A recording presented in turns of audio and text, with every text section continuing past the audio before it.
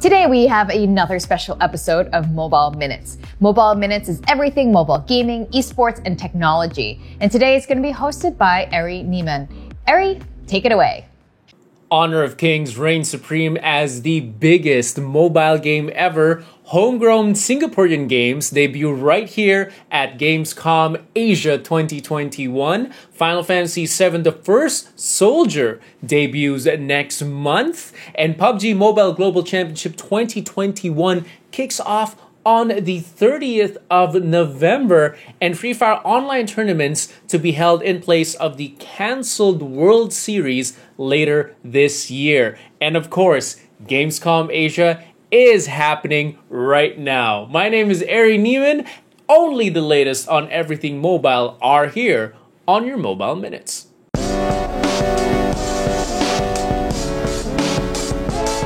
Mobile Minutes is sponsored by AMD. Experience a new level of speed and responsiveness with award-winning AMD Ryzen processors and AMD Radeon graphics.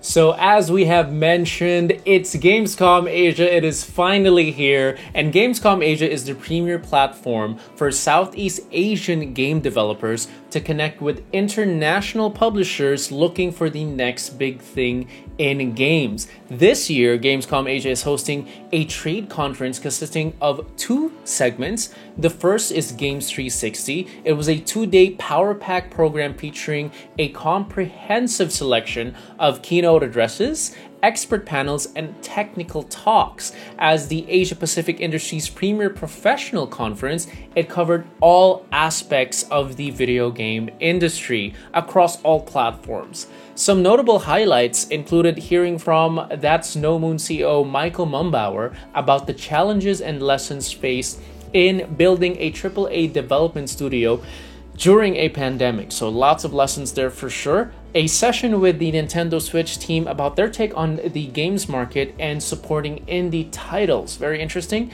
And a conversation with the lead writer of the God of War series and the narrative director of the Assassin's Creed series on their craft. Very cool things. The second segment was the Mobile Gaming Summit, which was a spin-off event with a dedicated focus on mobile game development, publishing, and growth strategies. This is extremely relevant as mobile gaming was pretty insignificant in 2012, but rapidly ballooned into a $100 billion industry in 2021, Asia being a major driver to its growth.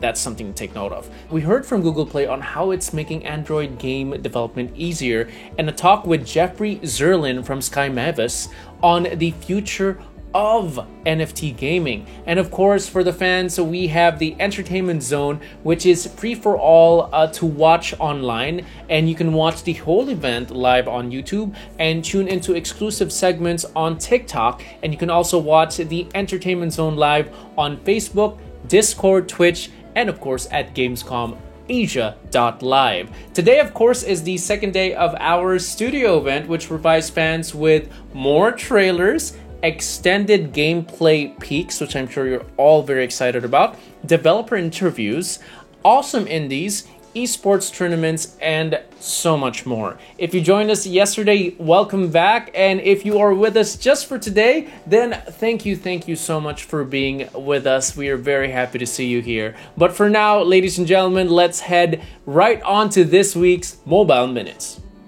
The mobile gaming industry reached a new milestone this month with Tencent's MOBA Honor of Kings becoming officially the biggest mobile game ever, having brought in a record 10 billion US dollars in revenue since its launch in 2015. Even I'm surprised. I was like, oh, that's a B.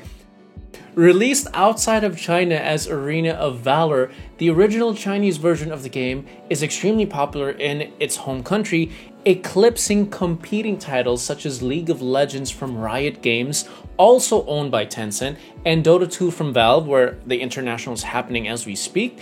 Honor of Kings and Arena of Valor are mostly identical but separate games. And of course, the the $10 billion figure is just for Honor of Kings and doesn't even factor in the revenue from Arena of Valor, making the achievement even more impressive. Combined, the two versions have made 11.7 billion in lifetime revenue. That is massive. As data analytics firm Sensor Tower reports, Asia represents a massive 84% of a global mobile MOBA market that currently generates more than 300 million US dollars per month. You heard that right, per month. Honor of Kings claims the lion's share on this market, which goes some way towards accounting for its incredible earnings. Indeed, the mobile market has seen monthly revenue increase by 43% year over year, with monthly earnings having risen 14% in 2021, so far largely driven by the success of Honor of Kings. In comparison with other popular MOBA mobile games, Honor of Kings brought in $2 billion last year, while Finnish developer Supercell's Brawl Stars, among the most popular MOBA mobile games in the United States and also owned by Tencent, generated $320 million, and on third place, 320 million between January and August 2020, by the way, and in third place was fellow Chinese developer Moonton's Mobile Legends Bang Bang with $220 million earned over the same period. Even when compared to non-MOBA mobile games, Honor of Kings still leads the pack in lifetime revenue, which is insane, with the next closest competitors being from Japanese developers Mixie's Monster Strike and Gung Ho's Puzzle and Dragons at $9.6 billion and $8.2 billion respectively. Even hit mobile titles like Pokemon Go and Candy Crush Saga trailed the leaders by a significant margin at $7.2 billion and $6.4 billion respectively. The phenomenal growth of Honor of Kings comes despite official crackdowns on the Chinese gaming industry in the recent years. We've covered a few of the news relevant to this just a few weeks ago. The crackdowns have included new regulations limiting minors to just 3 hours of online gaming per week. Good luck, my friends in China. And a tightened approval process for new releases to ensure that they promote a correct set of values and accurate depictions of Chinese history and culture. I think I read something about something being too Japanese as well, if you remember past episodes. But yeah, Honor of Kings in particular was singled out by state media as spiritual opium earlier this year, with Tencent taking an unprecedented battering on the stock market. As a result, facing an uncertain future at home, Chinese companies like Tencent may decide to expand overseas instead. The popularity of Honor of Kings may also be challenged by other recent releases such as Pokemon Unite, also developed by Tencent. You guys are knocking it out of the park. And collaboration, which is a collaboration with Japanese gaming powerhouse Nintendo, which enjoyed the biggest launch of any mobile game with 15 million total downloads in just 2 days and 30 million in a week. By comparison, Brawl Stars managed 15 million in a week, which is half of 30 million.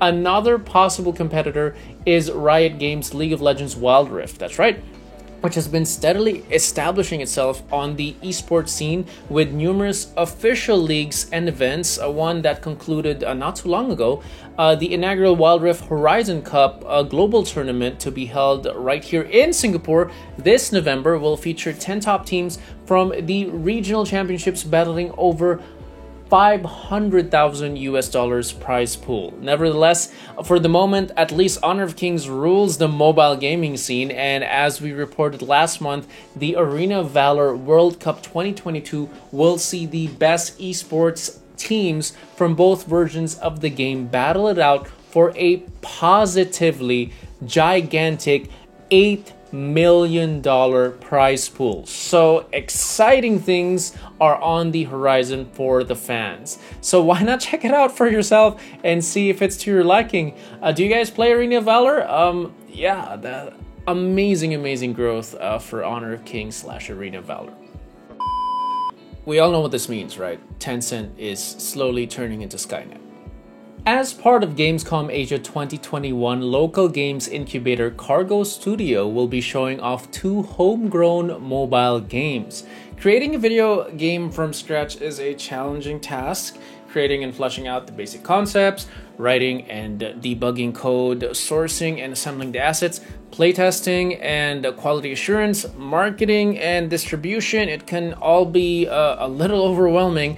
Fortunately, there are some initiatives to help budding game developers, one of which can be found right here in Singapore. Established in 2020 by a group of veteran game developers and entrepreneurs, Cargo Studio runs an incubation program to encourage the creation of homegrown mobile game titles. Interested parties can sign up for 6 months and receive professional support and guidance on making and publishing their first mobile game. The list of services Cargo Studio offers for prospective games developers is quite comprehensive. It includes the provision of physical workspaces, mentorship, hardware and software support, licenses, specialist expertise, market research, data analytics, publishing and shipping contacts, and even monthly allowances as well. The program is now bearing fruit with several upcoming mobile titles, 2 of which are on show right here at Gamescom Asia for any developers, budding developers, of course, looking to start out. The first, Rumble Jungle, is animal themed and features fast-paced Pong-style gameplay in 4v4 arena format. Players must move their paddle-shaped animal characters around to intercept the ball and deflect it into the goal zones of the other players, eliminating them from the game. Each of the 21 available animal characters comes with special skills to help players overcome their rivals, and the game also features 4 distinct maps with dynamic obstacles to increase both challenge and replayability. The second is Aesir Defense, is a top-down tower defense game where players must lead the Aesir army to victory over a variety of monsters. Notably, the gameplay features an open battlefield that will offer players considerable freedom in building elaborate defensive setups and even rerouting the movements of enemies. In addition, the game will have unique boss events and a global scoreboard. According to the aspiring developer Chu Wei Kiang, part of Team Ricochet that developed Rumble Jungle, working with mentors and colleagues from this industry has broadened our perspectives on developing a game product. Working in the kind of environment that Cargo Studios has provided cuts a lot of time lost in figuring out what is necessary to build a successful game. And that's not all. Cargo Studio has more promising titles in the pipeline, with 25 people in 6 teams working on fresh mobile titles and even physical card games for a season 2 of new content. But for now, why not check out Rumble Jungle and Aesir Defense right here at Gamescom Asia? Do check it out and experience it for yourself. Expect both games to be released on mobile devices sometime in the very near future. Tip off the hat to Cargo Studio. It's always exciting seeing studios from the region take the big stage. During a session at the Mobile Gaming Summit a couple of days ago, we got to hear from 2 successful Singaporean mobile game creators on tips on creating games for mobile. That was from Sean Taw, CEO of Battle Brew Productions, and Martha Scopa, that's product manager of Mighty Bear Games. You know what? If this is a sign of what's to come for mobile gaming in Southeast Asia, we are definitely in for a very exciting ride. Alright, let's move forward. The list of premier mobile titles continue to grow as acclaimed Japanese developer Square Enix has announced that its hotly anticipated mobile battle royale title Final Fantasy VII, The First Soldier, will be launched in November this year for iOS and Android. Taking place 30 years before the events of Final Fantasy VII, The First Soldier is set in a VR training simulation run by antagonistic mega corporation Shinra to train their elite soldier operatives. Shinra got a game.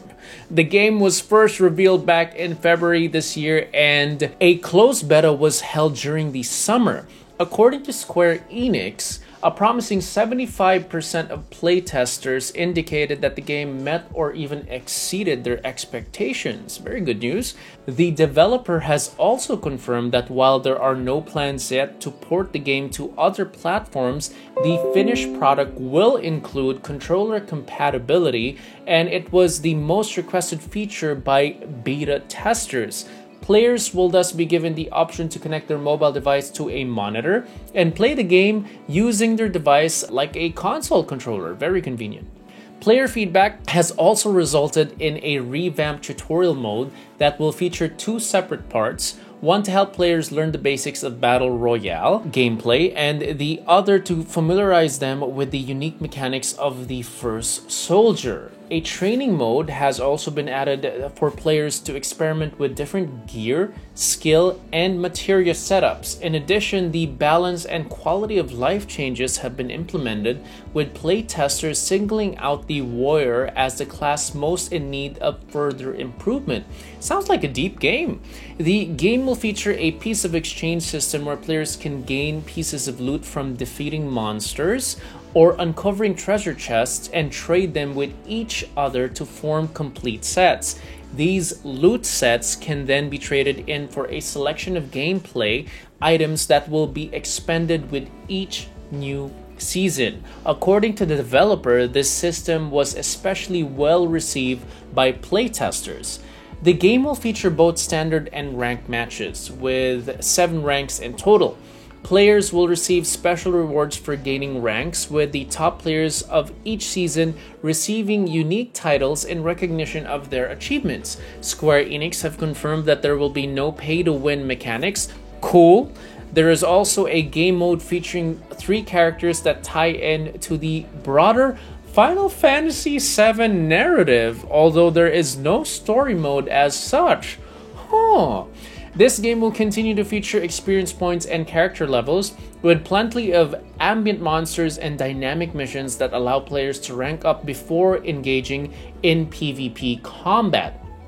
5 classes have been revealed so far, with the stealthy, highly mobile ninja joining the warrior, sorcerer, monk, and ranger. Chocobos, the bird-like mascots of Final Fantasy, of course, will also make an appearance as rideable mounts with limited flight ability and a kick attack. Okay, players will also be able to pilot various other vehicles like motorcycles. Some of these, like the Chocobos, can actually be seen in the new trailer that was released during the Square Enix livestream on October 1. Summons, hey, will also be a big part of the game, with many old favorites returning. Some like Ifrit will fight alongside the player, while others like Shiva will cast buffs from the backline. We have summons. Unbelievably, Final Fantasy VII, The First Soldier, is not the only upcoming mobile game set in the legendary Final Fantasy VII universe. Square Enix are also working on, get this, Final Fantasy VII Ever Crisis, a chapter-structured single-player experience that will cover all of the events of the original game and all the spin-offs, including Before Crisis, Crisis Core, Dirge of Cerberus, and the movie Advent Children. Whoa! Ever Crisis is scheduled for a 2022 release on Android and iOS. That is not far from now. If you are a Final Fantasy fan, these are 2 titles you must check. Final Fantasy is such a huge franchise with a hugely dedicated fan base, like myself, Final Fantasy VII and Final Fantasy VIII, let's go. And all this confirms Square Enix is aware of its mobile market. In case you missed it, the studio announced back in June that it would be releasing the Final Fantasy Pixel Remastered series on Steam as well as mobile platforms. This is really cool for fans of these games. The games are basically remastered versions of the original fantasy games from 1 through 6. That's right, Final Fantasy 1 through 6 with updated 2D pixel graphics. This has been really exciting for long-term fans, I can only imagine. Of course, as this is a chance to revisit their favorite games with improved graphics, and sound. 1 through 4 are already out, so keep your eyes peeled for 5 to 6 to complete your collection, which friends have said arguably the best Final Fantasy series ever. In case you didn't know, we had Takashi Tokita, creative producer of Square Enix, join us for a talk during Games 360 at Gamescom Asia, which was on Friday. He talked about Japanese RPGs, specifically the creative process behind them and how they managed to stand the test of time. He also explained the philosophies that he believes are fundamental in creating an interactive game world where users feel themselves becoming the main character as they play. I'm sure that is priceless for any budding game developer, so very cool for Gamescom Asia. But yes, lots to look forward to for Final Fantasy fans very, very soon.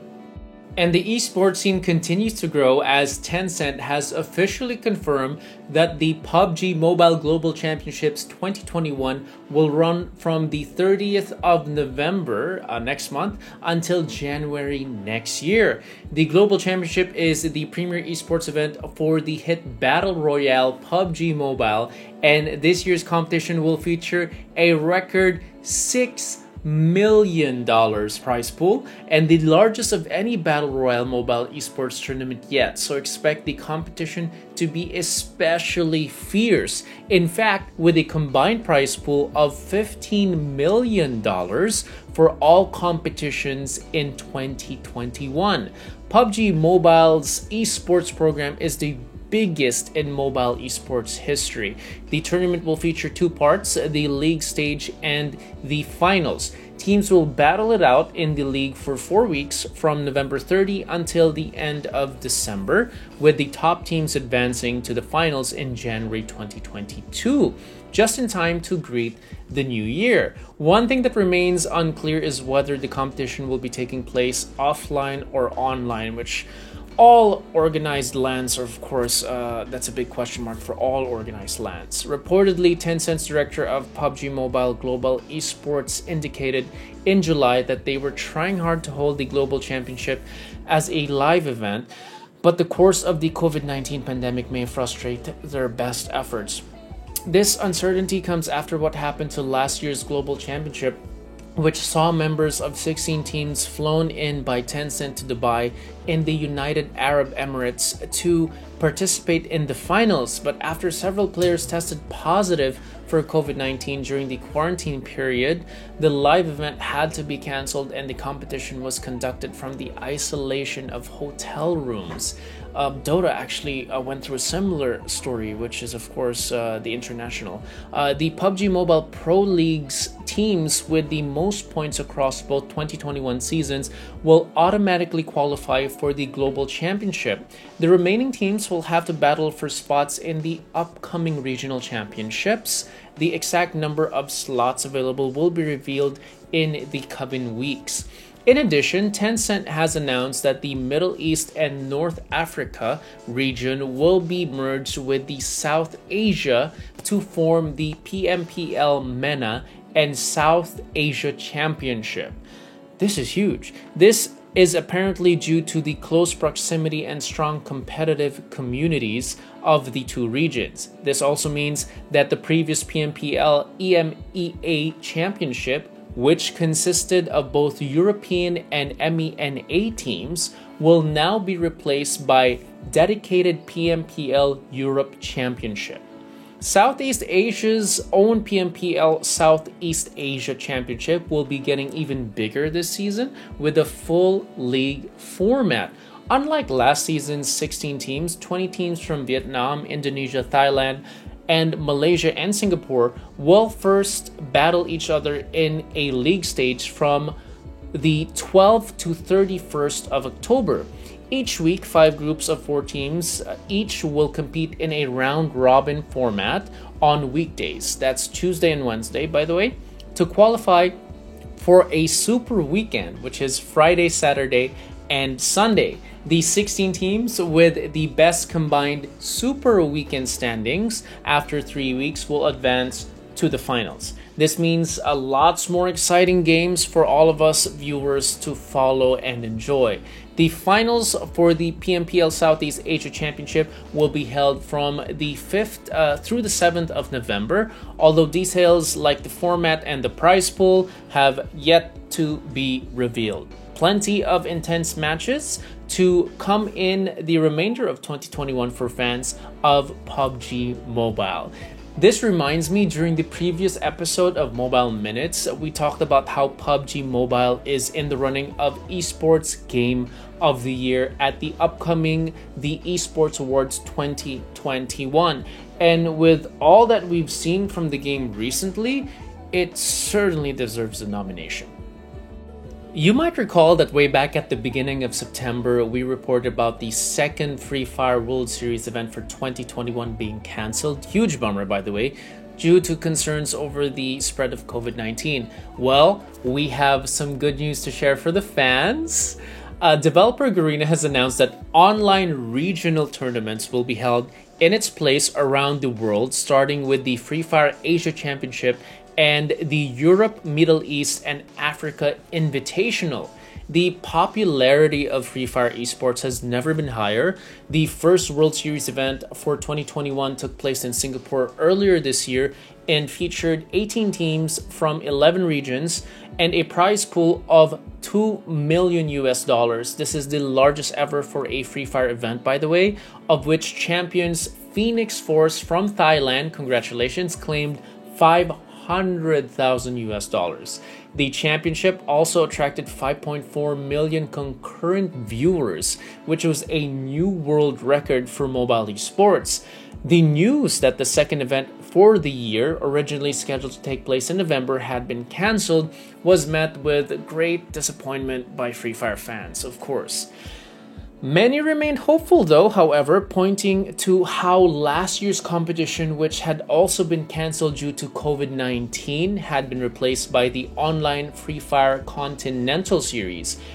With Garena's announcement of the online regional championships, fans can now look forward once again to intense Free Fire battles between the top teams this November. The new championships will open the playing field to even more local participation, with the Asia Championship featuring a grand total of 31 teams from 7 different regions in Asia.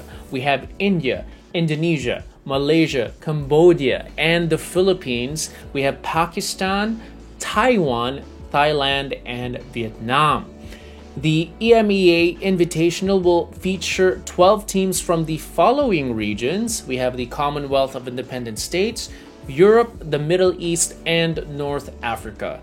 The tournaments will follow a similar format, with an initial group stage taking place over 2 days, followed by a 1-day finals. The Asia champion will have its group stage from the 20th to the 21st of November, with the finals on the 28th of November.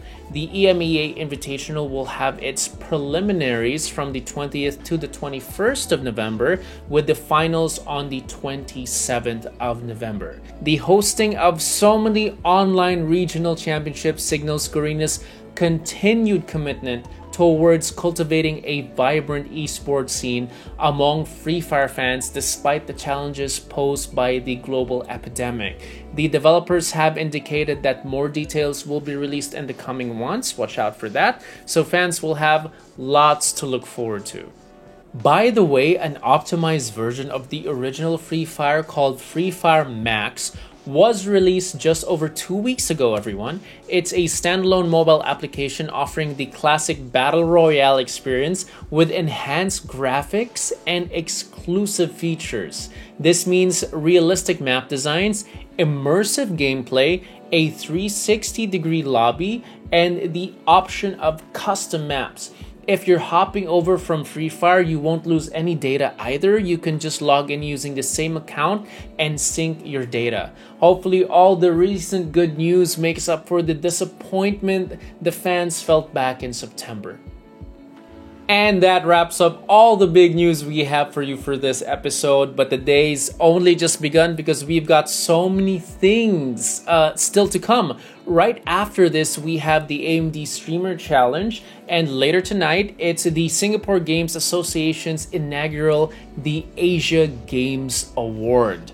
Remember, if you miss anything or want to replay your favorite moments and highlights, don't worry guys, you can rewatch all of primetime and studio content in the Vault. This is a digital hub on demand even after the whole event is over. A big thank you once again for AMD for making this all possible. Thank you so much. My name is Ari Neiman. You're watching Gamescom Asia Studio, happening all day today in Singapore and online around the world. Take care.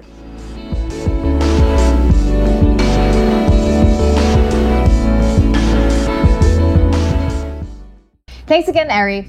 You guys can check out all the episode in Mobile Minutes on Gamescom Asia's YouTube channel.